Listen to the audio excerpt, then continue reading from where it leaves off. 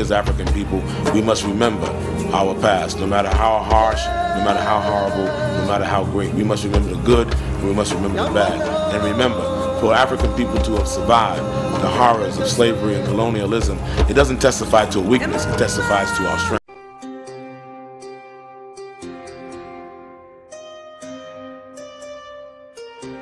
A common misconception among people is that any rule or regulation that governs them falls under one category: law. But there are many other forms of law that people abide by without realizing that they simply do not apply to them. Another misconception is that a nation's constitution gives us our rights. A constitution does nothing more than list the rights that we already have. We are born with inalienable rights, endowed to us by our Creator. They are not given to us, and they cannot be given away. The most a person can do with a right is choose whether to exercise it or not. Maritime admiralty law is what's known as the law of the water. It is superseded by civil law and only applies to those who willingly contract themselves into it. The definition of admiralty law is a body of private international law governing the relationships between private entities which operate vessels on the oceans. Let's look at how and why a form of law that is fashioned to govern corporations, businesses, and vessels has imposed its rule over natural human beings. This is all done through a form of word magic. A simple perversion of language has made it possible to convince people around the world that these alternative laws apply to them. One of the predominant beliefs in modern culture is that licenses, permits, registrations, and other forms of documentation are required to operate motor vehicles, use public roads, build structures and establishments, engage in free enterprise, and much more. Sadly, these beliefs are based on little to no investigation whatsoever, and are false. This belief structure is perpetuated by maritime admiralty law. This form of law was originally created to govern ships docking in foreign nations for the import or export of products and resources. It deals with banking and merchant affairs, not civil affairs. When a product is taken off of a ship and brought into a foreign land, that nation takes custody of the resource and accounts for it with a certificate. That certificate marks the birth date of that product in the custody of the respective nation. Think of why it is supposedly required to have a certificate of live birth in the first place.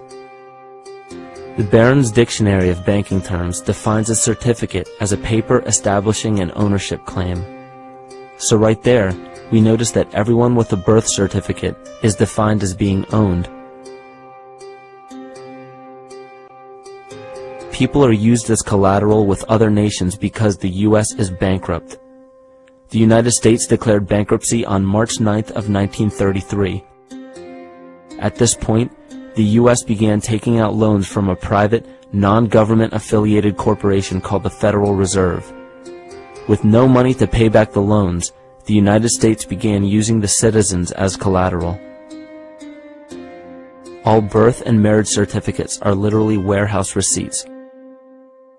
Just look at the similarities of warehouse receipts and birth certificates. Both document the date of issue, a serial number, registration number or receipt number, a description of the product, and an authorized informant to notify the appropriate government agency. With all of this information being readily available, the majority of people are unaware of their involvement with maritime admiralty law. This is possible through the manipulation of language. This admiralty law changed the meaning of the word person from a natural living person to a corporation. Driver's licenses, vehicle registrations, auto insurance forms, building permits, gun permits, work permits, tax filing documents, birth and death certificates, traffic citations, and many other forms of documentation that were once believed to be absolutely necessary only apply to persons or corporations. Upon signing such a legal document, you are indirectly waiving your rights under the Constitution and lowering your status to that of a corporation that is created with the same exact name as you. The only way to reconcile your true name from the name of the corporation is to take notice that the corporation has its name in all capital letters. This is known as capitis diminutia maxima. You may take notice that your driver's license, birth certificate, social security card, insurance cards, and more use all capital letters to legally represent the corporation with your name, not you. The corporation is known as an artificial person, whereas you, the human being, are known as a natural person. This deception goes even deeper when it comes to the courts that we attend. When showing up to court, you will notice that there are seats for witnesses behind a wooden fence or barrier. The defendant must cross through the entrance to the other side of the barrier where the plaintiff and judge sit. This act symbolizes the boarding of a ship. At this time, business can be conducted in maritime admiralty law. The judge, acting as captain or banker, is responsible for settling the balance between the two sides. This is why there is always a monetary value involved in any court case.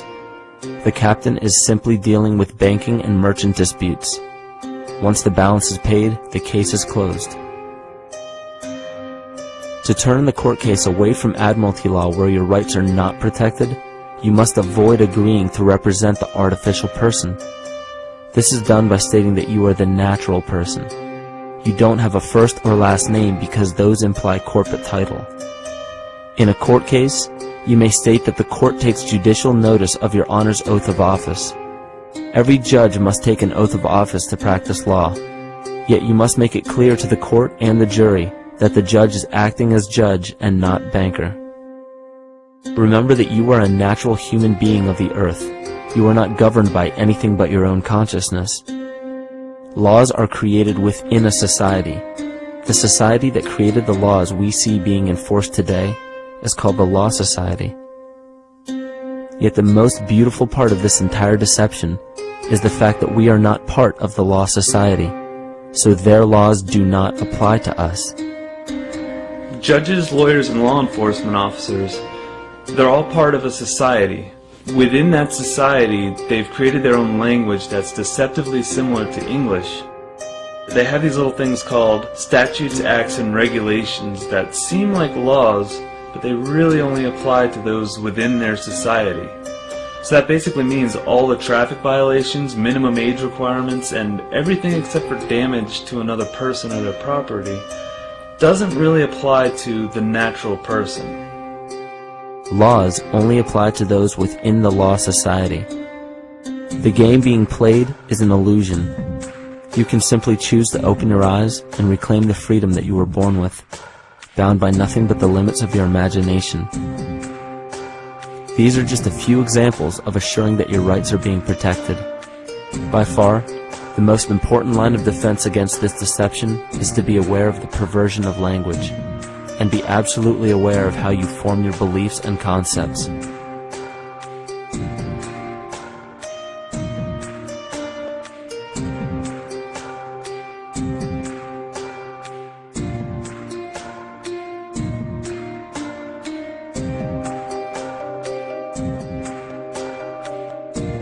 In all forms of the perversion of language, there is a mirror reflection of this in the microcosm of the psyche.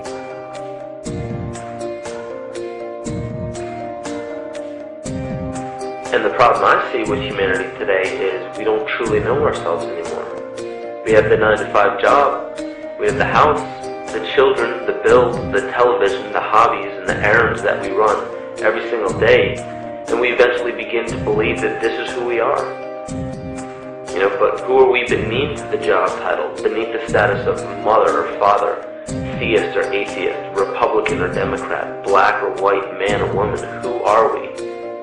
Who are we deep down inside? We don't know, because every time we hear an answer that we don't want to accept about ourselves, we deny it. We'll pass it off and project it onto somebody else and judge them for it. This is repression. And we see what repression can do to us on an individual level, but what about on a collective level of humanity? What happens when the whole world refuses to see what they truly are on the inside?